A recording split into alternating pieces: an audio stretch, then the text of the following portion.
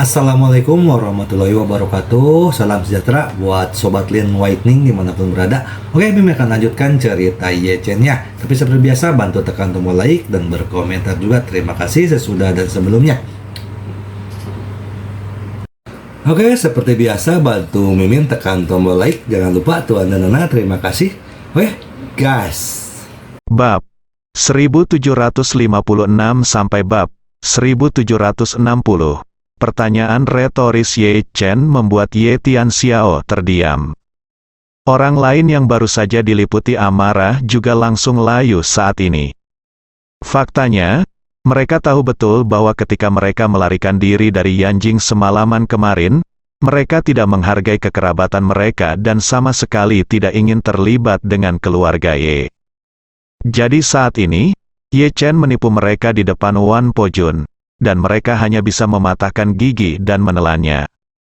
Namun, saat ini, masing-masing dari mereka sudah sangat membenci Ye Chen di dalam hati mereka. Melihat ekspresi orang-orang dari ras yang sama ini, seolah-olah mereka akan memakannya, Ye Chen sama sekali tidak merasa canggung, malah dia terlihat puas dan puas, yang membuat orang-orang ini malah muntah darah. Banyak orang bahkan diam-diam berpikir jauh di lubuk hati mereka bahwa setelah kejadian ini berlalu, mereka harus menemukan cara untuk memberi pelajaran pada Ye Chen. Wan Pojun mengutarakan pendapatnya saat ini, saya pikir 60 kali angsuran adalah pilihan yang sangat baik. Dengan cara ini, kalian tidak perlu memiliki terlalu banyak tekanan finansial, dia berkata tanpa berkata apa-apa, dia melambaikan tangannya dengan ragu-ragu. Dan berseru, kalau begitu, kalian semua akan menandatangani kontrak cicilan 60 bulan, dan semua kontrak akan ditandatangani secara elektronik, yang nyaman dan cepat, sudah beres. Cepat selesaikan, keluarga Ye hadir. Para anggota sampingan tiba-tiba berduka. 60 angsuran, tingkat bunga sebenarnya mendekati 100% dengan cara ini, yang sebenarnya diserahkan ke Istana Wanlong pada akhirnya bukanlah 50% dari aset, tetapi setidaknya 70%. Keuntungannya hanya sebagian besar dicicil, meski tingkat bunganya tinggi, namun waktu yang diberikan relatif murah, setara dengan menghasilkan uang sekaligus melunasi utang. Dalam hal ini, mereka pada dasarnya akan membantu Istana Wanlong menghasilkan uang dalam 5 tahun ke depan, dan sama sekali tidak ada harapan untuk berbalik dalam waktu singkat. Ye Tianxiao memandang Wan Pojun dan tidak bisa menahan diri untuk tidak mengeluh. Tuan Wanlong, mengapa Anda repot-repot meminta kami menandatangani kontrak lain? Bahkan jika tidak ada kontrak, kami tidak berani mengandalkan akun Istana Wanlong. Kamu Tianxiao mengatakan. Ini kata-kata itu sebenarnya menanyakan hati Wan Pojun. Dia juga bingung di dalam hatinya. Karena Ye Chen ingin Istana Wanlong maju untuk melakukan hal yang mencurigakan, dia bisa menyerahkan semuanya ke Istana Wanlong dan membiarkan Istana Wanlong maju untuk menagih hutangnya. Kelompok orang ini pasti akan melakukannya, jangan berani untuk tidak memberikannya. Namun anehnya Ye Chen meminta Istana Wanlong melakukan hal yang memaksa dan membujuk tersebut. Namun ia tetap bersikeras agar mereka menandatangani perjanjian, yang membuat Wan Pojun agak bingung. Ye Chen juga melihat kebingungan Wan Pojun. Jadi dia berkata, Tuan Wan, hutang mereka harus dilunasi terus-menerus selama 5 tahun ke depan. Dalam 5 tahun ini, berbagai perubahan kemungkinan besar akan terjadi. Saat dia mengatakan itu, Ye Chen menambahkan, jika tidak ada kontrak, semua ini harus dikumpulkan oleh Istana Wanlong secara pribadi. Dengan kontrak tersebut, selain koleksi pribadi Istana Wanlong, Anda juga dapat mengumpulkan uang melalui cara yang sah, sehingga Anda dapat tangkap dengan kedua tangan. Kemudian, Ye Chen melihat ke arah kelompok anggota cabang keluarga Ye dan berkata, saya khawatir mereka tidak akan dapat terus membayar cicilan ini karena manajemen yang buruk dalam beberapa tahun ke depan. Kemudian, mereka akan bangkrut. Istana Wanlong tidak ada hubungannya. Selain itu, saya juga khawatir mereka akan diam-diam mentransfer aset mereka dan melarikan diri. Jika mereka benar-benar melarikan diri, akan sangat sulit bagi Istana Wanlong untuk menghadapinya. mereka dalam waktu singkat, tapi jika ada kontrak, selama mereka ada masalah, saya bisa melindungi hak dan kepentingan Istana Wanlong melalui jalur hukum. Saat itu, saya bisa langsung menyerahkan kontrak ke pengadilan dan mengajukan permohonan untuk membekukan semua aset mereka, sehingga mereka dapat menyelamatkan bahkan 1 sen pun. Saya tidak bisa mengambilnya. Tidak hanya itu, saya juga dapat mengajukan ke pengadilan untuk eksekusi wajib. Pada saat itu, semua milik mereka aset akan langsung disita dan dilelang, dan uangnya akan dikembalikan ke Istana Wanlong. Seperti kata pepatah, bersiaplah. Dalam hal ini, semuanya pada dasarnya dijamin sangat mudah. Semua anggota garis samping keluarga Ye wajahnya menjadi pucat. Mereka tidak menyangka bahwa Ye Chen akan membuat rencana melawan mereka seperti ini. Tuntutannya hampir tidak memberikan cara apapun bagi anggota keluarga Ye untuk bertahan hidup. Begitu mereka menandatangani perjanjian ini, itu sama dengan menandatangani kontrak penjualan yang keras, dan tidak ada harapan untuk berbalik di masa depan. Baru pada saat itulah Wan Pojun menyadari bahwa Ye Chen memikirkan masalahnya secara lebih komprehensif daripada dirinya. Jadi dia berkata tanpa ragu-ragu, "Tidak masalah. Lakukan saja apa yang kamu katakan." Ye Chen menambahkan, "Karena kita menandatangani kontrak, harus ada menjadi penerima pembayaran yang sah. Dalam hal ini, Wan Longdian tidak cocok untuk memimpin. Jadi cara terbaik adalah menggunakan perusahaan domestik sebagai penerima pembayaran dan membiarkan mereka membayar uang langsung ke perusahaan domestik tersebut, di rekening perusahaan." Sebagai dia berbicara, Ye Chen sepertinya mengingat sesuatu, dan berkata, "Ngomong-ngomong, saya kebetulan memiliki grup di Hao di Jinling. Jika Tuan Wan tidak menyukainya, dia pasti dapat menggunakan grup di Hao sebagai penerima pembayaran. Biarkan mereka mentransfer semua uangnya ke rekening M Grand Group." Wan Pojun segera mengerti maksud Ye Chen. Jadi, dia mengangguk dan berkata, "Kalau begitu, gunakan M Grand Group Anda sebagai penerima pembayaran. Uang tersebut akan ditransfer ke rekening M Grand Group terlebih dahulu, dan kemudian dibayarkan ke Istana Wanlong melalui metode lain." Ye Chen He segera berkata. Tentu saja, setelah mengatakan itu, Ye Chen menambahkan, karena M Grand Group digunakan sebagai penerima pembayaran, pasti ada kontrak hutang antara M Grand Group dan keturunan keluarga Ye ini. Inilah mengapa saya menyarankan Anda membiarkan mereka menandatangani sebuah perjanjian elektronik, untuk memastikan legalitas semua ini, sehingga Anda cukup percaya diri saat pergi ke pengadilan di masa depan. Anggota jaminan keluarga Ye ini, saat ini saya berharap bisa menguliti Ye Chen masih hidup, karena orang ini tidak hanya menyerahkan pisau kepada Wan Pojun untuk membunuh kerabatnya sendiri, tetapi juga memberitahunya di mana harus membunuh kerabatnya dengan cara tercepat, paling akurat, dan paling kejam. Untuk sementara waktu, semua orang menganggap Ye Chen sebagai musuh bebuyutan, dan mereka terus memikirkan bagaimana cara membalas Ye Chen di masa depan dan membuatnya membayar mahal. Saat ini, Ye Chen langsung menelepon putra Han Meiking, Paul.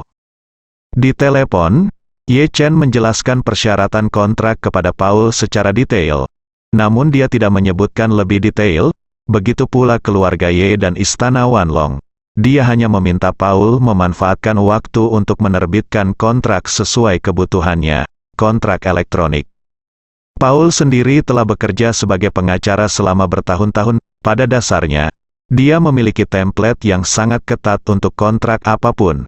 Setelah mengetahui semua kebutuhan Ye Chen, dia langsung membuat template kontrak angsurannya sendiri sampai batas tertentu, memodifikasinya lalu mengirim kontrak ke Ye Chen.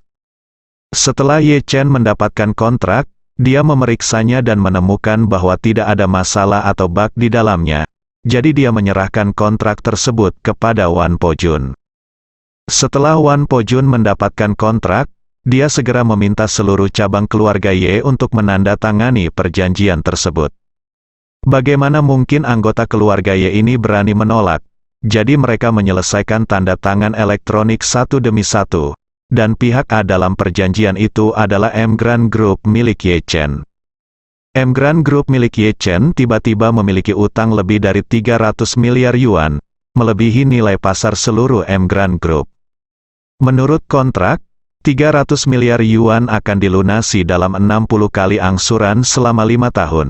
Oleh karena itu, setiap bulan dalam 5 tahun ke depan, kelompok anggota keluarga Ye ini akan membayar pokok pinjaman kepada Ye Chen sebesar 5 miliar yuan, serta 10 biaya cicilan RMB 800 juta.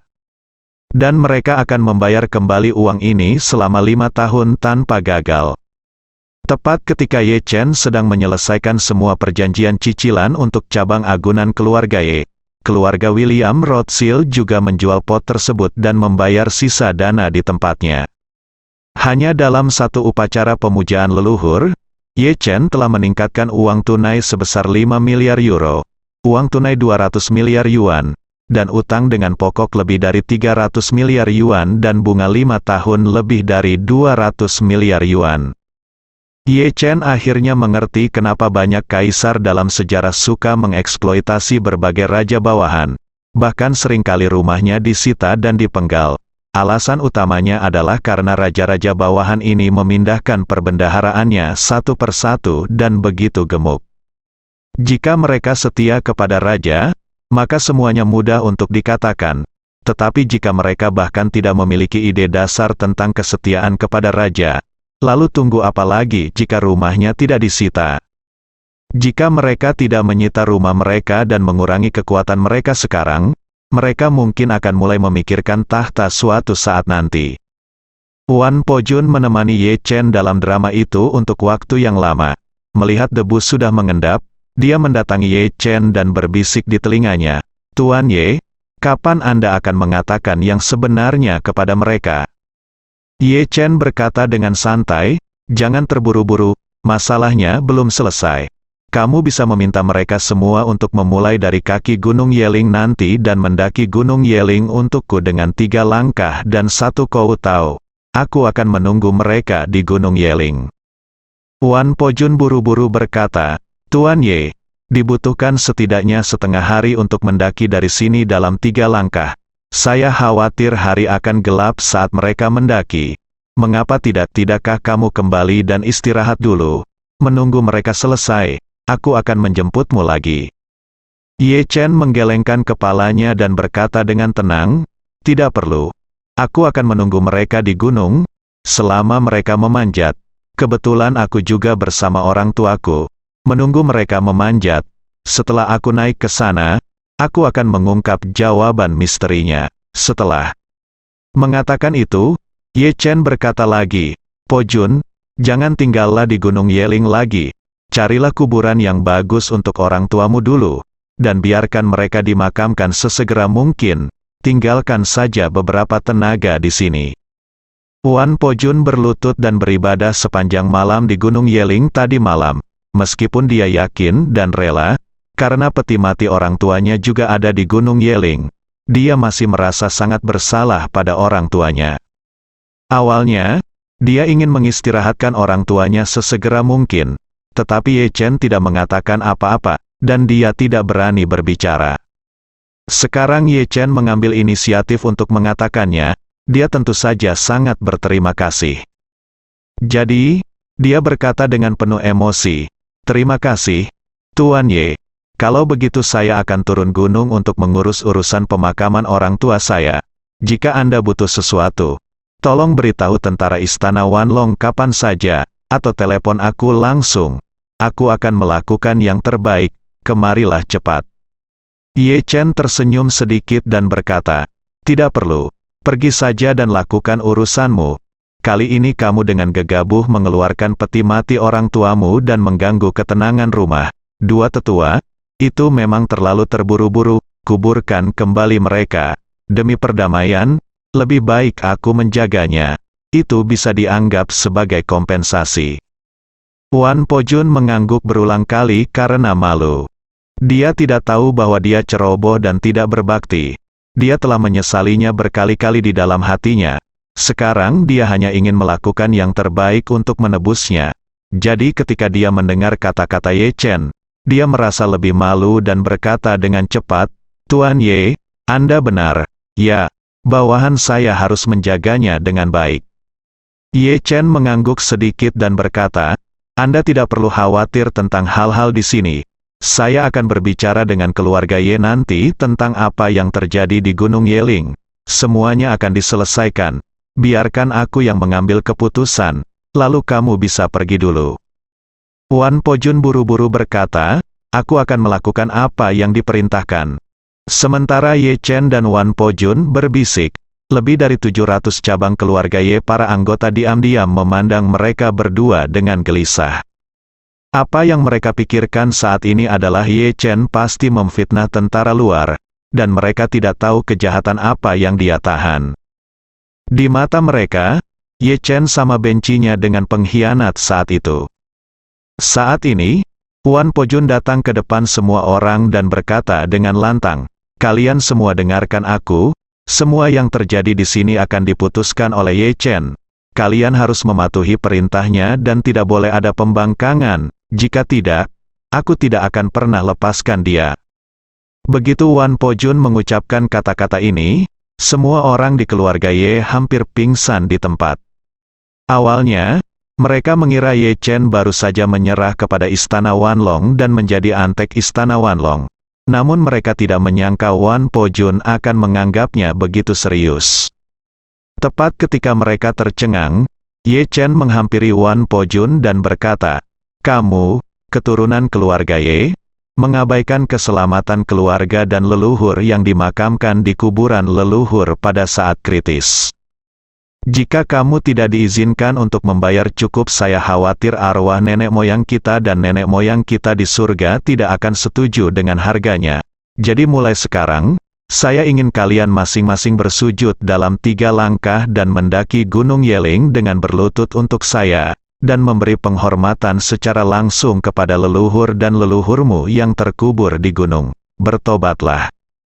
Begitu Ye Chen mengucapkan kata-kata ini, lebih dari 700 anggota keluarga Ye meratap.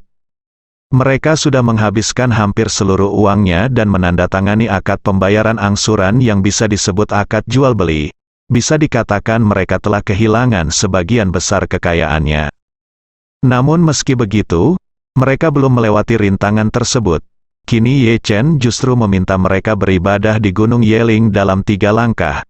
Bukankah dia ingin menyiksa mereka sampai mati? Meskipun Gunung Yeling telah dikembangkan secara menyeluruh oleh keluarga Ye, dan terdapat jalan semen datar dari kaki gunung hingga mausoleum di gunung tersebut, jaraknya masih 3 hingga 5 km hingga ke puncak gunung. Jika membungkuk 3 kali, maka harus bersujud 1 kali bila jaraknya lebih dari 2 meter atau kurang dari 3 meter. Menghitungnya, Anda harus bersujud minimal 1000 kali sebelum bisa naik. Proses 3 langkah dan 1 salat saja sudah ribet. Kalau bergerak cepat, bisa diselesaikan 2 atau 3 kali dalam 1 menit. Kalau dihitung begini, jangan pernah berpikir untuk naik ke sana kurang dari 5 atau 6 jam. Jika Wan Pojun yang membuat permintaan ini, mereka tidak akan berani mengeluarkan kentut, dan mereka akan segera mulai bersujud tanpa berkata apa-apa. Namun saat kata-kata ini keluar dari mulut Ye Chen, seluruh anggota keluarga Ye langsung geram. Beberapa orang berteriak dengan marah, Ye Chen, jangan terlalu sering menindas orang lain, kamu tidak perlu buang air kecil untuk melihat siapa dirimu, kamu berpura-pura menjadi kuat di depan Tuan Wan.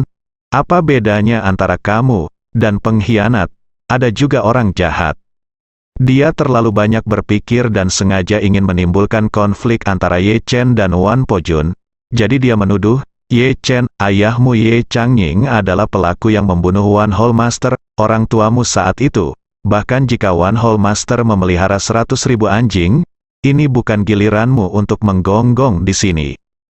Seseorang bahkan tanpa malu-malu berseru, itu dia, Tuan Wan, kamu tidak bisa mempercayai fitnah penjahat tercela ini, keluarga Ye adalah musuh pembunuh ayahmu, dia sebenarnya meminta kami untuk berlutut dan beribadah di depanmu. Nenek moyang dari keluarga Ye sangat kejam. Wan Pojun terkejut ketika dia mendengarkan pernyataan sekelompok orang di depannya. Pada saat yang sama, dia tidak dapat menahan diri untuk berpikir pada dirinya sendiri. Saya memiliki perasaan yang samar-samar sebelumnya. Tuan Ye tampaknya terlalu kejam terhadap orang-orang dari klan yang sama ini. Sedikit, tapi sekarang saya mengerti bahwa orang-orang ini pantas menerima hukuman mereka. Jika itu saya, melihat wajah mereka seperti ini, saya benar-benar ingin membunuh mereka. Memikirkan hal ini, Wan Po-jun sangat marah dan langsung berteriak dengan dingin. Sungguh lancang, saya baru saja mengatakan bahwa semua yang ada di sini diputuskan oleh Tuan Ye. Anda berani secara terbuka tidak mematuhi perintah. Apa niat Anda? Semua orang di keluarga Ye gemetar ketakutan. Wan Po-jun memerintahkan tentara di sekitarnya. Cari tahu semua orang yang baru saja menghina Tuan Ye, dan berikan masing-masing 100 tamparan, tidak, 500 tamparan.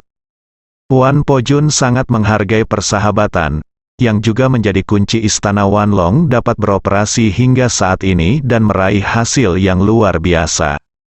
Dia awalnya berterima kasih kepada Ye Chen karena memperhatikan kebutuhan orang tuanya untuk menguburkannya dengan damai. Tapi kemudian, melihat wajah tak tahu malu dari anggota keluarga Ye, dia sudah sangat marah. Justru karena amarahnya dia mengucapkan kata Tuan Ye, tanpa memperhatikan, dan mengatakannya 2 kali.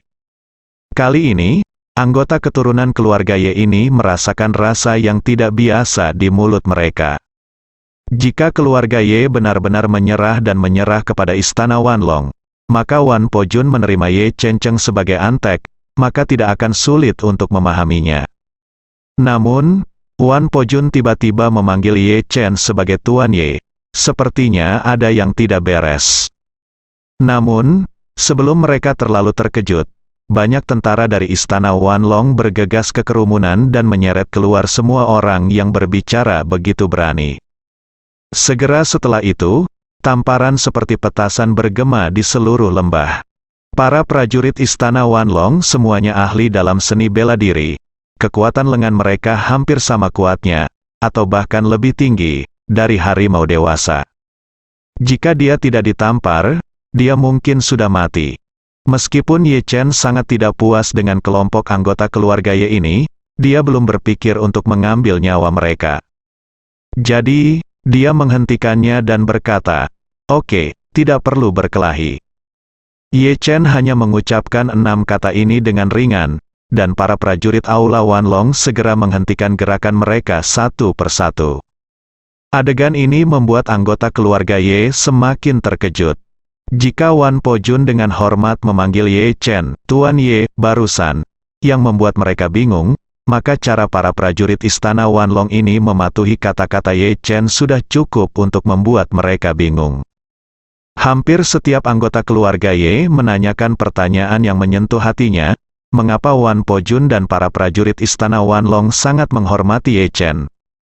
Apakah hanya karena keluarga Ye menyerahkan setengah asetnya ke istana Wanlong? Hal ini nampaknya tidak realistis. Saya belum pernah mendengar ada agresor yang menunjukkan rasa hormat yang besar kepada korbannya setelah invasi berhasil. Secara umum, semua penjajah tidak memiliki keuntungan dan kredibilitas. Mereka akan mengajukan permintaan langkah pertama kepada korban terlebih dahulu. Jika korban menuruti, mereka tidak akan menyerah. Mereka hanya boleh membuat permintaan langkah kedua dan permintaan langkah ketiga diintensifkan hingga seluruh nilai korban diperas.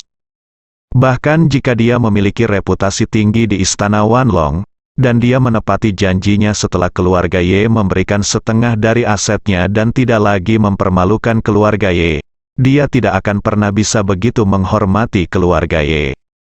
Oleh karena itu, mereka semua ingin tahu rahasia apa yang tersembunyi di balik ini. Pada saat ini, Ye Chen memandang keluarga Ye yang tertegun, berdeham, dan berkata, "Awalnya, saya ingin menunggu sampai Anda berlutut sampai ke puncak gunung sebelum memberitahu Anda yang sebenarnya.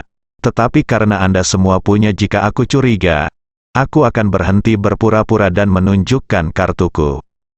Lebih dari 700 anggota keluarga Ye gemetar, menatap Ye Chen dengan saksama, menunggu kata-kata selanjutnya. Namun, sebelum Ye Chen dapat berbicara, Wan Po-jun di samping berlutut dengan ekspresi malu di wajahnya dan berkata dengan sangat menyalahkan diri sendiri, bawahan saya impulsif sekarang dan tidak mengontrol mulutnya. Tolong hukum Tuan Ye. FCK, apa yang terjadi? Wan Po Jun berlutut di hadapan Ye Chen. Apakah dia baru saja menyebut dirinya bawahan? Apa maksudmu? Apakah istana Wanlong menyerah pada Ye Chen? Keluarga Ye di bawah tiba-tiba meledak. Tak satu pun dari mereka mengira bahwa segala sesuatunya akan berkembang ke arah ini. Ini hanyalah arah pembangunan yang paling tidak mereka duga. Perasaan ini seperti ketika Anda menjatuhkan batu bata dari gedung setinggi 100 meter. Anda mengira batu itu akan mengenai orang, mobil, binatang kecil, atau bunga.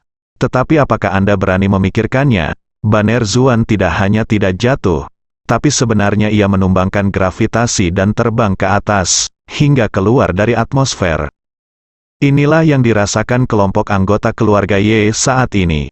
Kejutan saja tidak cukup untuk menggambarkan mentalitas mereka. Mereka mulai merasa bahwa dunia ini sangat absurd, begitu absurd hingga penuh warna magis.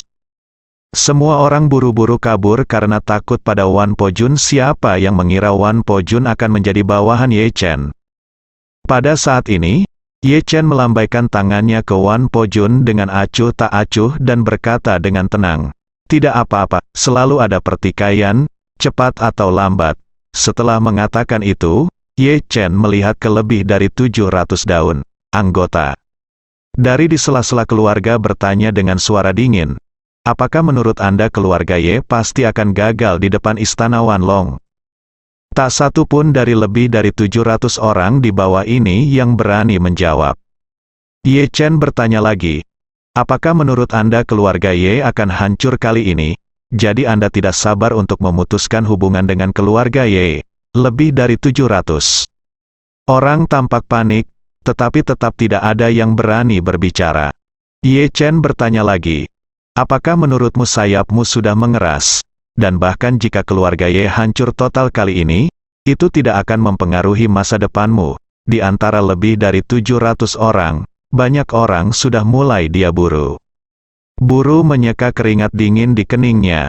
Ye Chen mencibir saat ini, dengan penuh penghinaan pada ekspresinya, dan berkata dengan tegas, "Kalian picik dan picik, pernahkah kalian berpikir bahwa aku, Ye Chen, tidak hanya bisa menyelamatkan keluarga Ye dari bahaya, tapi aku bahkan bisa merobohkan istana Wanlong di bawah komandonya?" Semua orang begitu ketakutan dengan omelan Ye Chen hingga seluruh tubuh mereka gemetar. Baru pada saat itulah mereka menyadari apa yang telah mereka lewatkan. Jika mereka tidak melarikan diri saat itu dan tinggal di Gunung Yeling bersama keluarga Ye, maka masing-masing dari mereka akan menjadi pahlawan. Tapi tidak satu pun dari mereka yang optimis tentang keluarga Ye, dan tidak ada yang memperhitungkan hubungan antara klan yang sama dan kebaikan keluarga Ye. Jadi mereka semua lari dengan kepala di tangan. Sekarang, saatnya bagi Ye Chen untuk menyelesaikan masalah. Melihat ekspresi ketakutan di wajah orang-orang ini, Ye Chen tidak berani mengatakan sepatah kata pun, dan berkata dengan nada meremehkan, "Sekarang, saya adalah kepala keluarga Ye, dan kalian sesama anggota klan juga telah membuat saya menyadari apa artinya berpisah satu sama lain. Perut, ketika keluarga Ye membantumu dan mendukungmu, mereka hanya memberi makan seekor harimau ke dalam masalah, ketika semua orang mendengar bahwa Ye Chen sekarang adalah kepala keluarga Ye, semua orang terkejut dan tidak bisa berkata-kata. Banyak orang mulai mengutuk diri mereka sendiri karena dianggap bodoh. "Saya pikir saya telah lolos dari bencana besar, tetapi saya tidak menyangka bahwa yang saya loloskan adalah kekayaan yang sangat besar." Ye Chen melanjutkan saat ini, seperti kata pepatah, "Tidak ada yang lebih dari sebuah rencana untuk sampah sepertimu yang tidak memiliki tanggung jawab pada saat kritis. Aku harus menggunakan tangan orang lain untuk membunuh kalian semua dengan cepat. Tapi aku tetap saja naif." Dia mempertimbangkan perasaan sesama sukunya dan ingin menyelamatkan hidup Anda dan kehidupan keluarga Anda. Ini hanyalah kebaikan seorang wanita, Wan. Po Jun segera mengepalkan tinjunya dan berkata, "Tuan Ye, selama Anda mengatakannya sepatah kata pun, saya akan memberi Anda kesempatan. tentara akan menjamin dengan nyawa mereka bahwa tidak satu pun dari lebih dari 700 orang ini akan dapat keluar dari Gunung Yeling hidup-hidup, dan Istana Wanlong bersedia bertanggung jawab penuh atas kejahatan ini untuk Anda. Ketika Ye Chen berbicara tentang kebaikannya sebagai seorang wanita, anggota keluarga Ye ini berpikir bahwa Ye Chen sangat tidak tahu malu. Namun, saat Wan Pojun bernyanyi bersama Ye Chen, mereka semua ketakutan dan hampir terjatuh ke tanah. Perkataan Wan Pojun membuat mereka memahami sebuah kebenaran dasar, yaitu, jika Ye Chen bertekad untuk membunuh mereka, Wan Pojun pasti akan melakukannya. Apalagi bagi organisasi tentara bayaran seperti Wan Longdian yang berakar di luar negeri, mereka tidak memiliki konsep hukum sama sekali.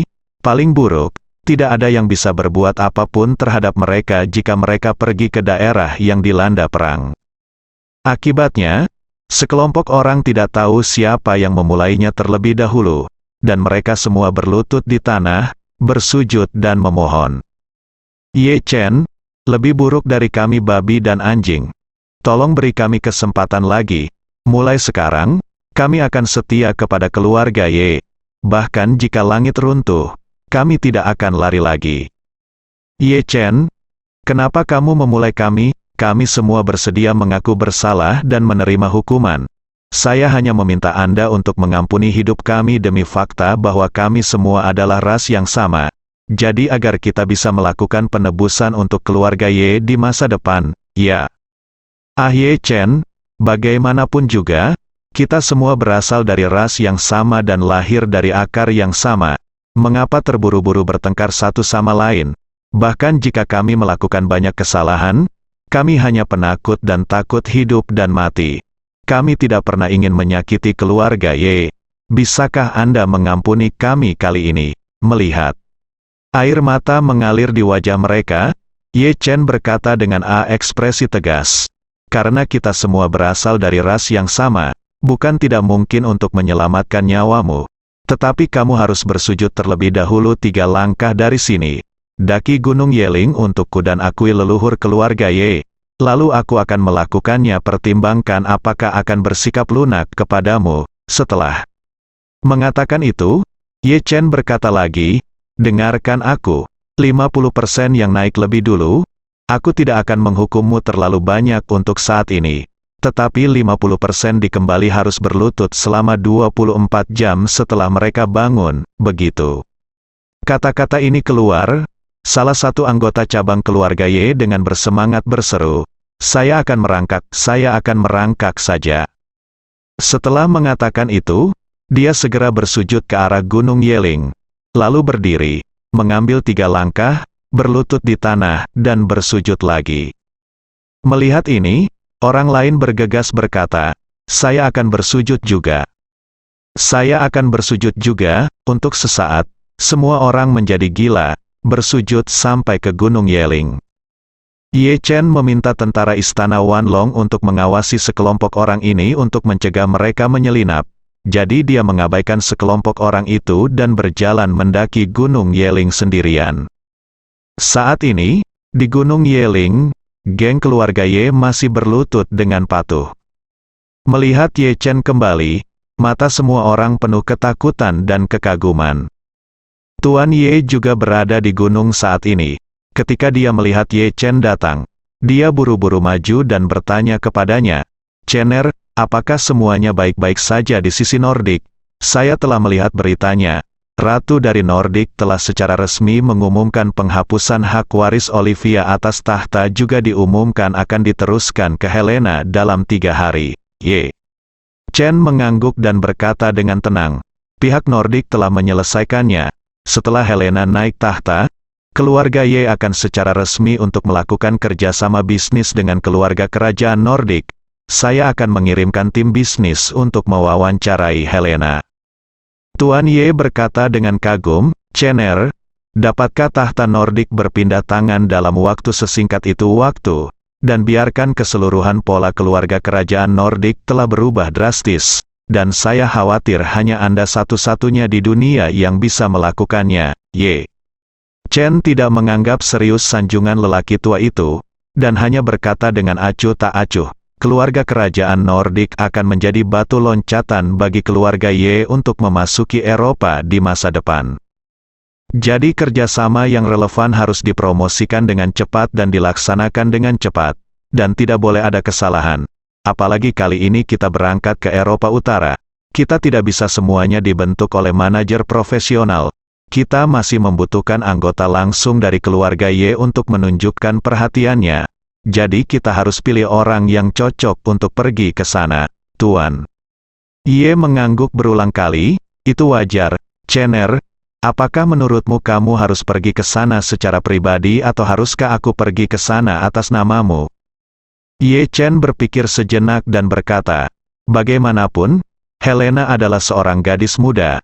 Saya khawatir akan ada kesenjangan generasi dalam berkomunikasi dengan Anda. Ye Changmin, yang sedang berlutut di tengah kerumunan, buru-buru mengajukan diri dan berkata, Chener, mengapa kamu tidak melepaskan aku saja? Aku kenal dengan Helena. Lagi pula, bukankah kamu memintaku untuk berlutut di sini selama 3 hari? Aku akan selesai dalam 2 hari. Itu dia. Ye Chen menatap Ye Changmin yang tersanjung dan sedikit mengernyit. Dia secara alami mengetahui niat Ye Changmin, yaitu memanfaatkan waktu untuk menyenangkan dirinya sendiri, dan juga memanfaatkan waktu untuk mendapat tempat di keluarga Ye di mana dia membuat keputusan. Namun, dia benar-benar tidak memiliki kesan yang baik terhadap Ye Changmin. Meskipun dia tampil cukup baik kali ini, Ye Chen tidak berniat memberinya kesempatan secepat ini. Saat ini, dia melihat Ye Changxiu, kakak ipar di samping Tuan Ye, dan berkata, Kakak ipar, kenapa kamu tidak memimpin tim di sana? Kamu dan Helena juga harus saling mengenal. Aku, Ye Changxiu sedikit bingung. Dia berkata dengan sungguh-sungguh, Chener, aku telah menjadi suami dan anak baptis selama bertahun-tahun, dan jarang berpartisipasi dalam kegiatan bisnis. Aku khawatir aku akan tertunda karena hal seperti itu. Hal yang besar, Ye Chen berkata dengan serius, aku akan melepaskanmu. Aku hanya ingin mengungkapkan ketulusanku atas nama keluarga Ye. Detail spesifik kerjasama akan diselesaikan oleh tim manajer profesional kami pada saat itu waktu, dan keluarga kerajaan pasti akan memiliki tim manajer profesional mereka untuk terhubung dengan kami. Meskipun Helena berasal dari Ratu Eropa Utara, tetapi bisnis sebenarnya mungkin hanya mengambil keputusan dan tidak terlibat dalam detailnya. Jadi ketika saatnya tiba, Anda akan melakukannya bertanggung jawab untuk berkomunikasi dengan Helena, dan sisanya dapat diserahkan kepada tim manajer profesional kedua belah pihak untuk menyelesaikannya. Ye Changxiu mendengarkan. Pada titik ini, dia akhirnya merasa lega, mengangguk dan berkata, Oke, kalau begitu saya akan mengambil tim manajer di sana. Ye Chen tersenyum tipis dan berkata, terima kasih atas kerja kerasmu, kakak ipar. Ye Changmin tampak kecewa saat ini. Awalnya aku mengira aku adalah pasangan yang paling cocok. Lagi pula, bahkan setelah bertahun-tahun menikah, saya tidak pernah menganggur. Saya hampir selalu mengikuti berbagai kegiatan bisnis. Saya juga terlibat dalam urusan keluarga Ye. Saya bisa dikatakan kaya akan pengalaman. Tapi aku tidak menyangka Ye Chen akan memberikan kesempatan ini kepada saudara perempuannya, yang memiliki sedikit pengalaman bisnis. Dan Ye Feng, yang berlutut di samping Ye Changmin, memiliki ekspresi yang lebih jelek. Dia sangat tertekan saat ini. Sialan, Helena awalnya adalah tunanganku. Sekarang dia akan menjadi Ratu Nordik. Jika pertunanganku dengannya masih ada, bukankah itu berarti dia akan menjadi orang Nordik, kerajaan sekarang, seorang duke? Sial, jika aku tahu bahwa Ye Chen sangat cakap, aku akan berlutut dan menjilatnya. Bahkan jika aku mencoba meraih kepalanya, bagaimana aku bisa begitu sarkastik dan sinis padanya? Kan, dari awal, itu benar-benar membutakanku.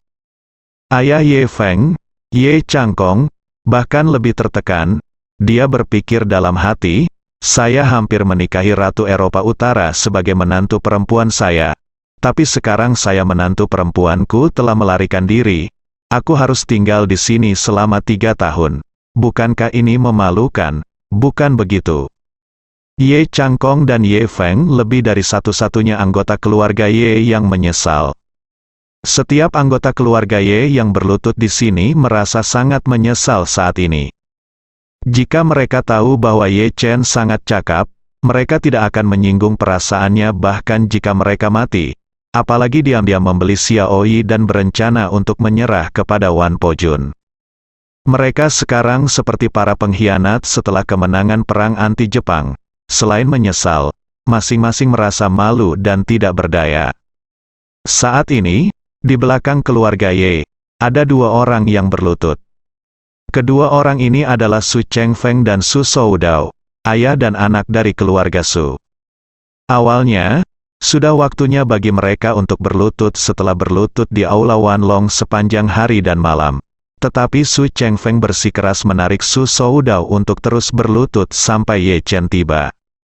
Pada saat ini, mereka berdua mendengar dengan telinga mereka sendiri bahwa Ye Chen sebenarnya meminta Helena untuk mengirim Helena ke tahta Ratu Nordik, dan mereka sangat ketakutan. Ye Chen juga melirik mereka berdua dan bertanya, Su Chengfeng, Su Soudao, mengapa kalian berdua masih di sini? Su Chengfeng berkata dengan tergesa-gesa kembali ke Tuan Ye, kamu tidak datang, bagaimana mungkin kami berani pergi dengan santai?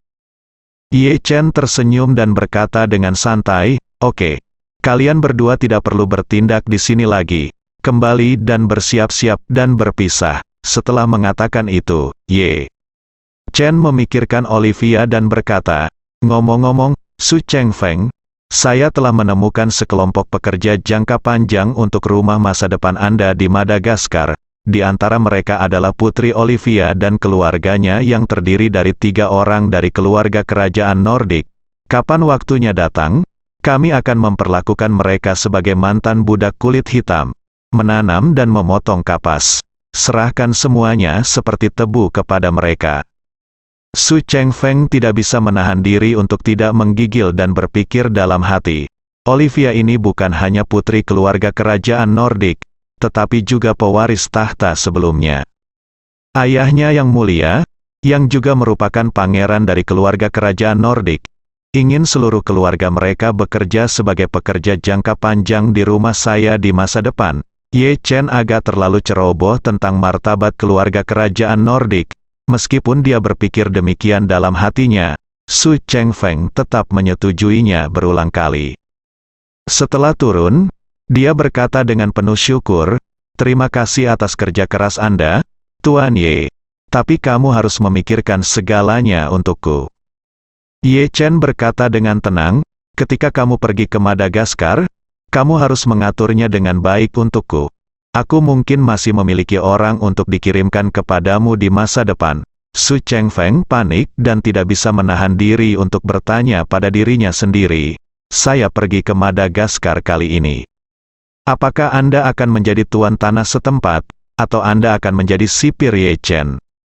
Meskipun dia panik, dia tetap berkata tanpa ragu-ragu, jangan khawatir, Tuan Ye, saya pasti akan mengelola industri Madagaskar dengan baik. Sebelum saya pergi, saya akan berkomunikasi dengan Ziyu dan menyelesaikan detailnya. Ye Chen berkata dengan santai, cepat, saya masih memiliki banyak orang di Eropa Utara yang menunggu untuk membuat pengaturan. Su Chengfeng berkata dengan cepat dan penuh hormat, baiklah, Tuan Ye, saya akan cepat.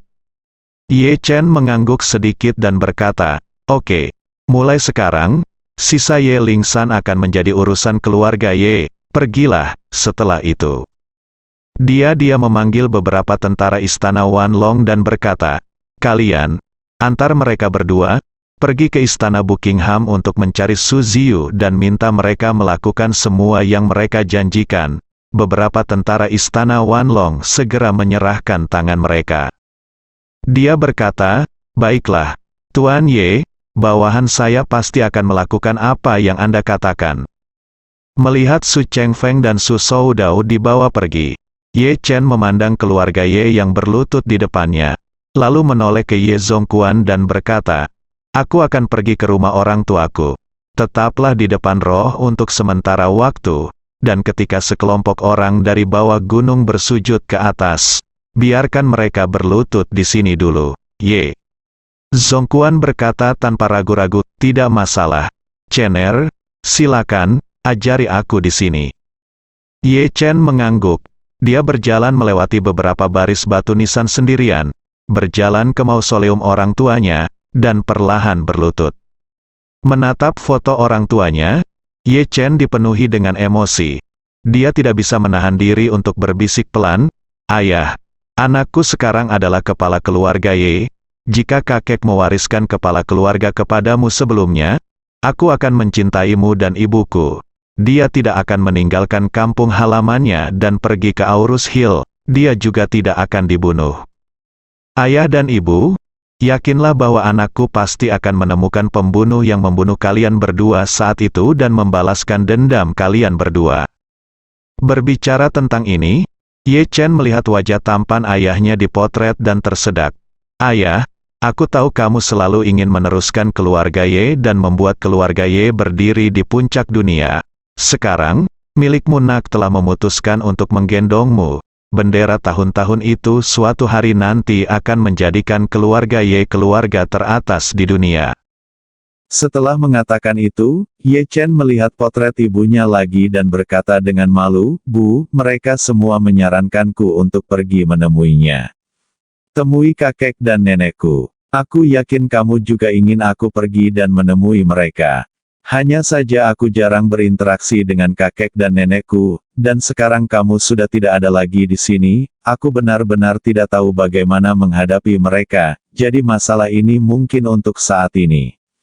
Itu belum mungkin, jadi mohon maafkan saya." Kemudian, Ye Chen membungkuk dan bersujud 3 kali di depan batu nisan orang tuanya. Segera setelah itu, dia berkata, "Ayah, Ibu, anakku akan tinggal bersama kalian berdua lagi hari ini. Aku mungkin harus kembali ke Jinling besok. Saat ini, anakku belum siap untuk mengungkapkan identitasnya, jadi tidak pantas untuk tinggal di Yanjing untuk waktu yang lama. Tapi di masa depan, aku juga akan sering meluangkan waktu untuk datang menemuimu." Setelah mengatakan itu, Ye Chen menambahkan, "Ketika putraku secara resmi mengungkapkan identitasnya kepada dunia di masa depan, dia pasti akan membawa kedua menantu perempuanmu ke sini bersamanya, dan juga membiarkan kalian berdua lihatlah separuh putramu yang lain, sehingga kalian berdua bisa merasa lebih nyaman." Pada titik ini, Ye Chen merasa melankolis di hatinya, dan air mata mengalir tanpa suara. Selama beberapa jam berikutnya, Ye Chen tidak berbicara lagi. Dia hanya berlutut diam di depan jiwa orang tuanya tanpa mengucapkan sepatah kata pun. Keluarga Ye hanya bisa melihat punggungnya dari bawah. Tidak ada yang tahu bahwa pria yang baru saja menaklukkan istana 10.000 naga dan sendirian mengubah struktur keluarga kerajaan Nordik ini sudah menangis di depan makam orang tuanya. Beberapa jam kemudian, sebagian besar anggota keluarga Ye berlutut dan beribadah di bawah gapura gunung. Melihat semua kerabat langsung keluarga Ye berlutut di sini, mereka semua tercengang. Sebelum mereka mengetahui mengapa anggota langsung keluarga Ye juga berlutut di tanah, mereka dimarahi oleh tentara istana Wanlong dan berlutut lagi. Semakin banyak orang yang datang, kaki gapura Ye Lingsan hampir penuh dengan orang yang berlutut. Saat ini, langit semakin larut, dan matahari terbenam keemasan menyebar ke seluruh Gunung Yeling, membuat batu nisan marmer putih di Gunung Yeling ini sangat menarik perhatian. Matahari terbenam di cakrawala memantulkan punggung Ye Chen, dan semua orang memperhatikan dengan penuh perhatian, menunggu pesanan berikutnya. Namun sosok ini berlutut di sana, tak bergerak selama beberapa jam, seperti patung. Tepat ketika awan merah menyala terpantul di cakrawala, Ye Chen perlahan berdiri, berbalik, dan melihat keluarga Ye berlutut dan perlahan berjalan turun dari mausoleum. Anggota inti keluarga Ye, serta anggota sampingan, semua memandangnya. Kebanyakan dari mereka sangat gugup, hanya Ye Zongquan dan Ye Changxiu yang memiliki ekspektasi penuh pada ekspresi mereka. Ye Chen datang untuk berdiri di depan semua orang, melihat sekeliling, dan berkata dengan dingin, mulai hari ini, upacara pemujaan leluhur keluarga Ye akan diubah dari setiap 12 tahun sekali menjadi setahun sekali. Bentuknya bisa sederhana, tetapi setiap orang harus lebih jelasnya. Datanglah ke Gunung Yeling secara langsung untuk memuja leluhurmu pada hari festival, dan tidak ada seorang pun yang boleh absen. Selain itu, semua anggota garis jaminan keluarga Ye harus datang ke Yanjing setiap 3 bulan untuk pertemuan pembekalan untuk dilaporkan secara rinci kepada kepala keluarga. Situasi bisnis selama 3 bulan terakhir juga tidak memungkinkan siapapun untuk absen. Apakah Anda mengerti saya? Dalam pandangan Ye Chen, raja-raja bawahan jaminan ini keluarga Ye hanya datang untuk memberi penghormatan setiap 12 tahun sekali. Frekuensi ini terlalu tinggi, terlalu rendah, dan justru karena itu, mereka sama sekali tidak memiliki kesetiaan kepada keluarga Ye, dan keluarga Ye tidak memiliki kendali nyata atas mereka. Namun mulai sekarang, semua ini harus diubah secara radikal. Membiarkan mereka datang untuk memuja leluhur mereka setiap tahun dan melaporkan pekerjaan mereka setiap 3 bulan adalah untuk memperkuat kendali keluarga Ye, kepala keluarga, atas mereka. Jika keluarga Ye dapat dibandingkan dengan dinasti feodal, yang harus dilakukan Ye Chen sekarang adalah memperkuat sentralisasi kekuasaan, melemahkan desentralisasi lokal, dan dengan tegas memegang raja-raja bawahan yang tersebar di seluruh negeri di tangannya, bersambung.